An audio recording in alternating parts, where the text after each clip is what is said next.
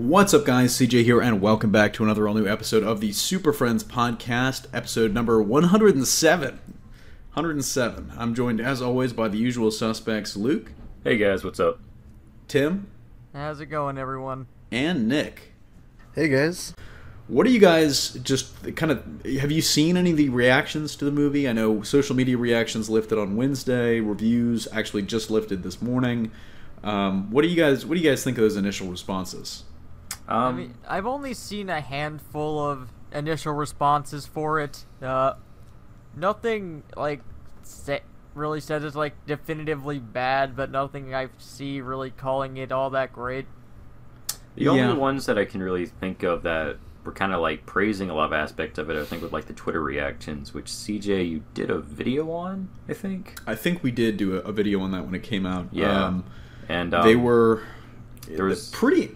were interesting. I think because a lot of people's Twitter reactions focused on the positive, and maybe that's because they knew that there were going to be a lot of people looking to get into it on there. But a lot of those first Twitter reactions were extremely positive, and then even from people whose reviews I've now read were a little more negative, the Twitter reactions certainly seem a little more positive. Well, the biggest thing I can kind of take away is that the characters seem to be doing good for a lot of people, even if the story itself is kind of weak and Steppenwolf isn't that great, which, I wasn't really expecting that. I wasn't expecting him to be thematically this great guy. I mean, he just looked like Ares, so...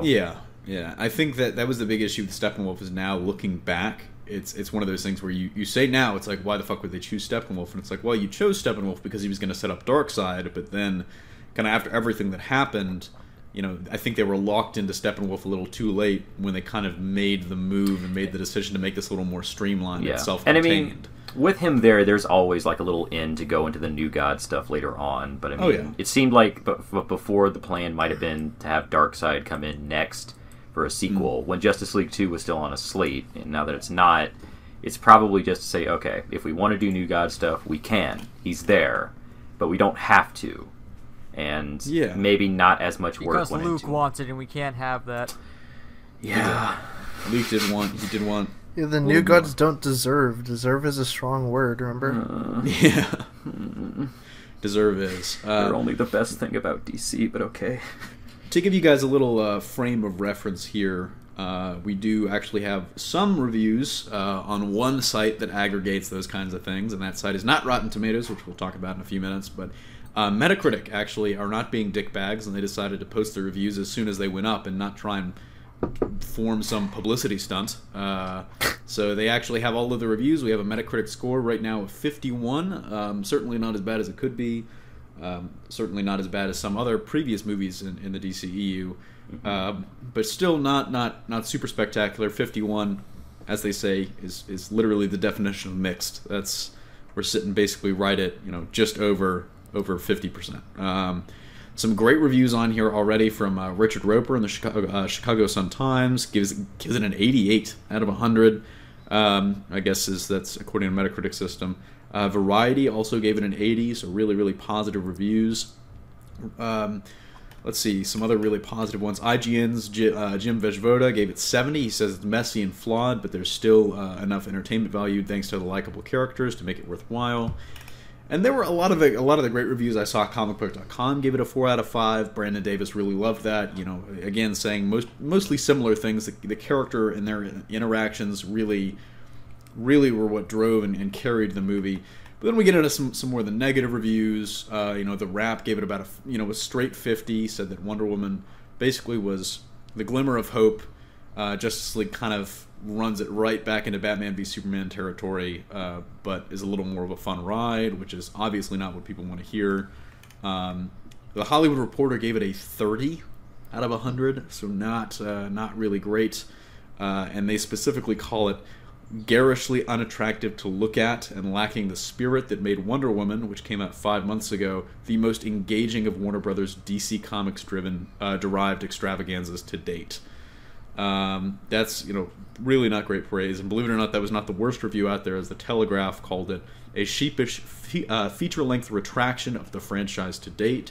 It's consistently embarrassing to watch and features plot holes so yawningly vast they have a kind of Grand Canyon-like splendor.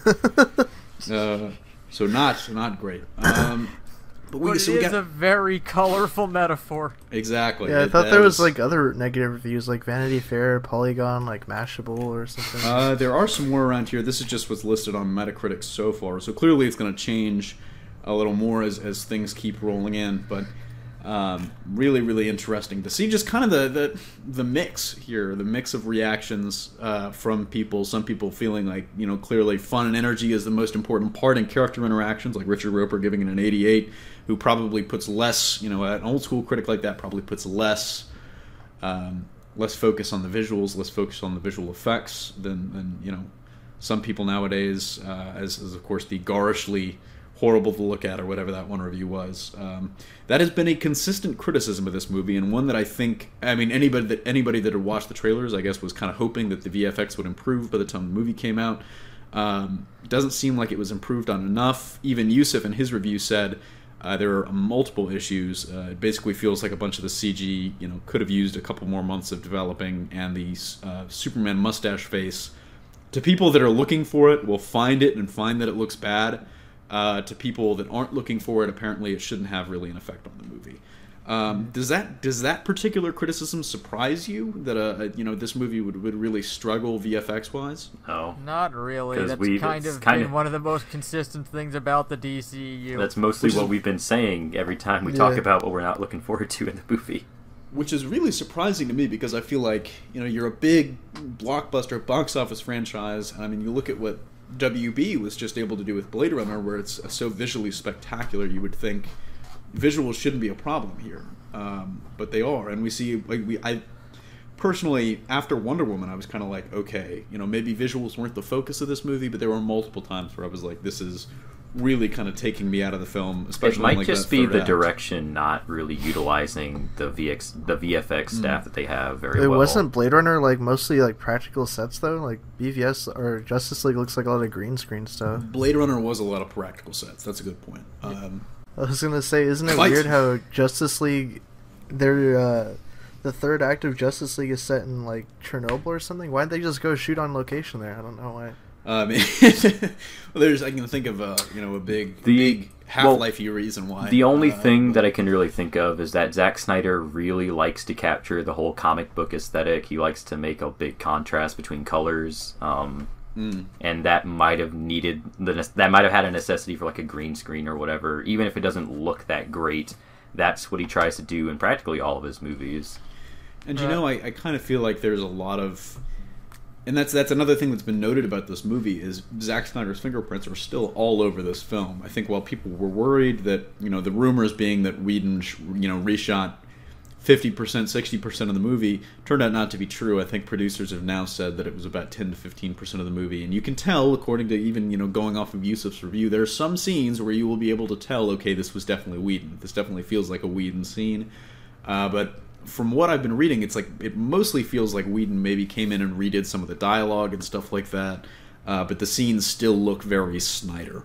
They still captured that visual aesthetic that he's known for, trying to basically bring to life. Yeah. But one thing I find vistas with the DCEU is that when they do effects that are at least somewhat practical, they end up looking pretty decent, but their CG just hasn't panned out so far.